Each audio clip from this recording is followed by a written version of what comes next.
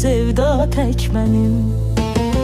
Yaxın gəl sev məni, məhrum eyləmə. Yaraşığın, gözəlliyin qəlbimə hökm eylər. Gülüm sən mənə nəfəs, bir də ümid kimi. Ayrı qala bilmərəm, gəl yanıma tez gəl.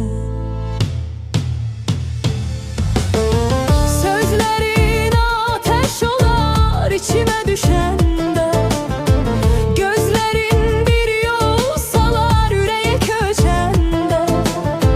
Yaraşığın, güzelliğin vurubdu məndə. Məhrum eyləmə məni, bəxtimi seçəndə.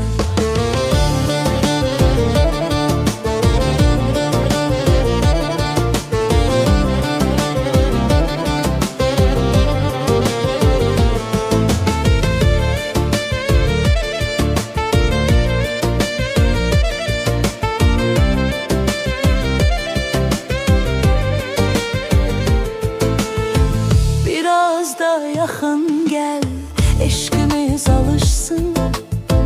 Gülüm sesin küleyi qəlbimdə qırışsın. Sən mənə varsan dünya, mənə darıxmasın. Ayrı qala bilmərəm, qəlbim sənsiz axsın. Gecələr adım keçir